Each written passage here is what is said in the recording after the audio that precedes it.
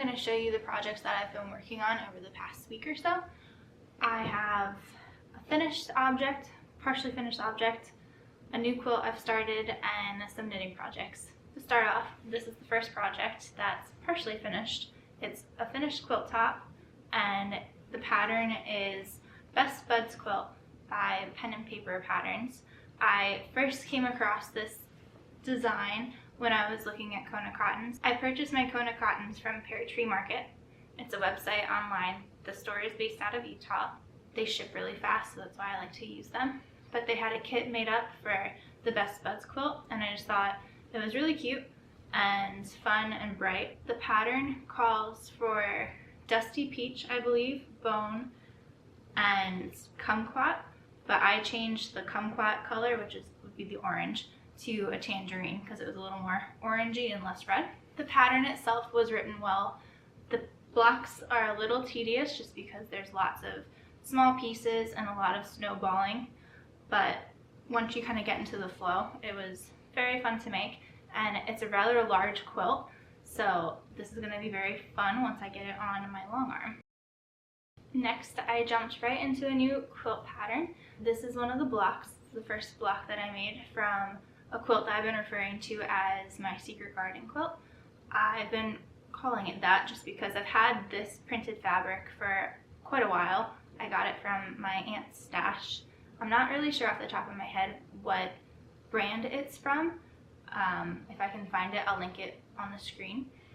But it was a jelly roll pattern that had really dark, moody florals, so it kind of reminded me of the Secret Garden. And I also was reading a book at the time called Nightfall in the Garden of Deep Time.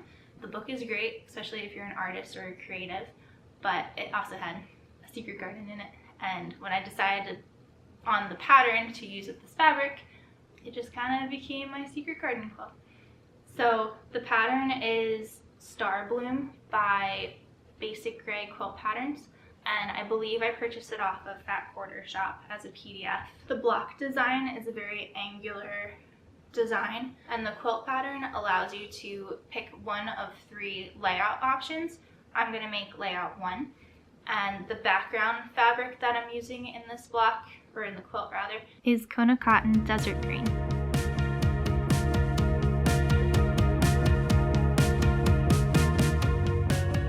Moving on to knitting projects, or just one project rather, that I've been working on this week is I started my Rhinebeck Sweater. For those of you who are not knitters, every year in Rhinebeck, New York, there's the Sheep and Wool Festival, usually in like the middle of October, where people from all over the country come. They sell yarn, they sell different types of wool, there's different competitions like sheep shearing. It's a fun festival. It's at the Dutchess County Fairgrounds, and every year Andrea Mowry, who's a knitwear designer, releases a sweater, usually in July, where people can partake in a knit along and knit a sweater, and then at the festival there's a little meetup. It's kind of fun to see what yarn everybody uses. This year's pattern is called Ooey Gooey, I believe, which is kind of a weird name, but it's a very cute sweater, and it has stranded colorwork at the yoke and right before the cuffs on the sleeves. I'm using Noro Silk Garden Sock Solo,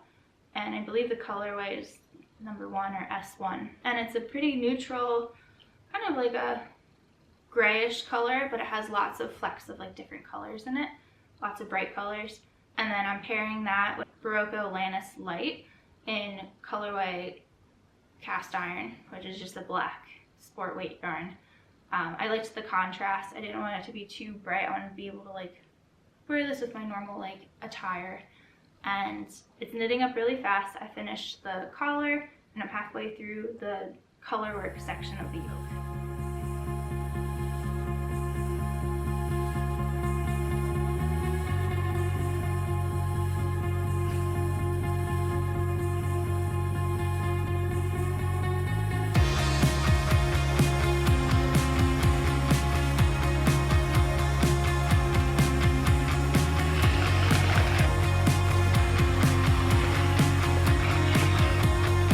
Wraps up what I've been working on this week. Join me next time as I show you my hand sewing and knitting notion storage in my grandmom's vintage sewing box.